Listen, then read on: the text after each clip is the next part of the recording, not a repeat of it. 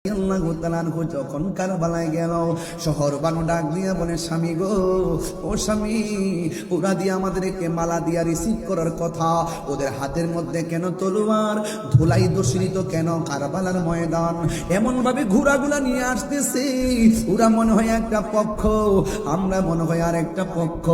আজকে তো সবাই এক পক্ষ থাকার কথা, একটা এই পক্ষটার নাম হলো আল্লাহ এবং রাসূলের পক্ষ, কিন্তু ওরা যেইভাবে আসতেছে মনে হয় যেন তারা নবীর আওলাদের সঙ্গে প্রতিপক্ষ বানাইয়া নবীর আওলাদের বিরুদ্ধে জন্য দাঁড়াইতেছে। ইমামে আলী মুকাম ইমামে হুসাইন রাদিয়াল্লাহু তাআলা আনহু বলেন, ও শহর মানুষ, তুমি কথা বলো না, নামাজ যেমন ফরজ, পর্দা করো তেমন ফরজ। হাতের মধ্যে তলোয়ারটা নিলাম, একটু খেজুরের ডাল থেকে ডালগুলা কাটলাম। ও শহর মানুষ, তাবুগুলা দাও, একবার মরুভূমির পানির মধ্যে গাছগুলা বসাও, বসায়া তাবু বানাইয়া তোমরা তাদের সামনে যাবে না, এরা তোমাদের পরপুরুষ, তোমাদের জন্য নামাজ যেমন ফরজ, পর্দা তেমন ফরজ। এবার তাবুরা টানাইয়া শহর মানুষকে তাবুর ভিতরে ঢুকাইয়া দিল, এবার সকিনারে তাবুর ভিতরে ঢুকাইয়া দিল, জৈনবের তাবুর ভিতরে ঢুকাইয়া দিল। ও বন্ধুরে আমার, ও বন্ধু, কি ভাষায় আপনাদেরকে কারবালার বয়ান শোনাবো। আজকে ওয়াজটা ঘটনা হিসেবে শুনেন না, এমন একটা জিদ গায়ের মধ্যে ধারণ করবেন। কেউ যদি হককে দাফন করার জন্য চলে আসে, আমরা ইমাম হুসাইনের মতন মাঠে জান্নামে পড়ব। কেউ যদি গরু গোবিন্দের চরিত্র নিয়ে সামনে আসে, আমরা বাবা শাহজালালের উত্তরসূরিরা তাদেরকে রুখে দিব। কথা বলেন ঠিক কিনা? এই চিন্তা ভাবনা করে আমার কথাগুলো শুনতে হবে, আর ডানে বামে যাওয়া যাবে না। ইমাম হুসাইন রাদিয়াল্লাহু তাআলা আনহু বলেন, চলো তুমি তাবুর ভিতরে চলে যাও। এবার ঢুকাইয়া দিলেন। ইমাম হুসাইন রাদিয়াল্লাহু তাআলা করে একজন সন্তান, যে ছেলেটা হলো বড় সন্তান, বড় সন্তানটার নাম হলো আলী আকবর, মেজো সন্তানটার নাম হলো আলী আওসাদ, ছোট সন্তানটার নাম হলো হযরতে আলী আসগর। ও বন্ধু, বন্ধুরি, এবার আলী আকবর বড় ছেলেটা কি কয় জানেননি? ডাক দিয়া বলে, আব্বা, ওরা দিয়ে আমাদেরকে মারার জন্য আসতেছে।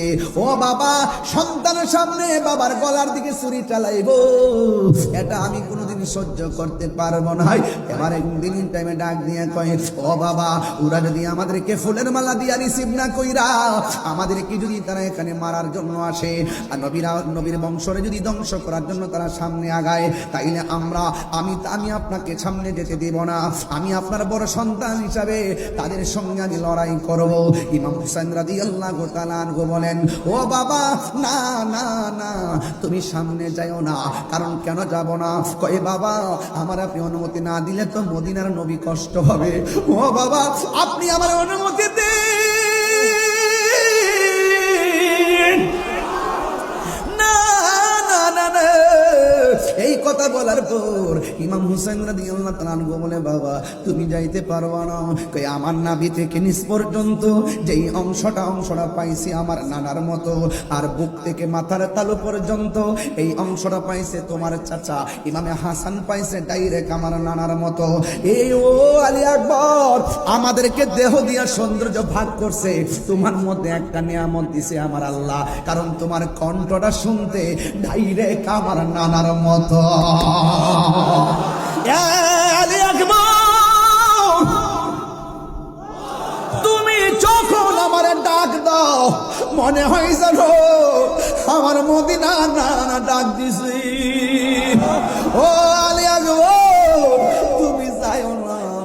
এবার আলী আকবর ডাক দিয়া কয়, বাবা, আমি যদি না যাই, আপনার উপরে বিপদ।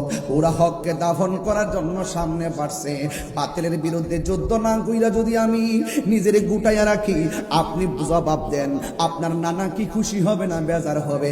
কই, বেজার হবে। আপনি কি চান আমি যুদ্ধের ময়দানে না যাইয়া আপনার নানার আমি কষ্ট দেই? আপনার নানার যদি আমি কষ্ট দেই, আর কেমনে মুখ দেখাবো? ও বাবা, মেহেরবানি করে আমার অনুমতি দেন। এই কথা বলার পর ইমামে হুসাইন রাদিয়াল্লাহু তাআলা আনহু বলে, বাবা রে, ও বাবা, ঠিক আছে, তুমি যুদ্ধের জামা গায়ে লাগাও। যুদ্ধের জামাটা গায়ে লাগালেন, ওই হাতের মধ্যে তলোয়ারটা নাও। হাতের মধ্যে তলোয়ারটা নিলেন, নেওয়ার পরে তিনি রওনা হয়ে যাবেন। ইমাম হুসাইন রাদিয়াল্লাহু তাআলা আনহু বলে, ও বাবা, বাবা, তুমি যখন যুদ্ধের ময়দানে যাবা, আলবিদা বলার পরে আমার বাবা কইয়া ডাক দিবা। আবার কথা দাও না, যুদ্ধের মাঠ থেকে ফিরে আইসা তুমি আমার আবার বাবা কইয়া ডাক দিবা, কারণ আমার নানা জানের কণ্ঠর আওয়াজটা শুনতে বড় ভালো লাগে। এই কথা বলার পরে ডাক দিয়া বলে, ঠিক আছে বাবা, আমারে বিদায় দেন। যেই মাত্র হাতের মধ্যে তলোয়ারটা লইয়া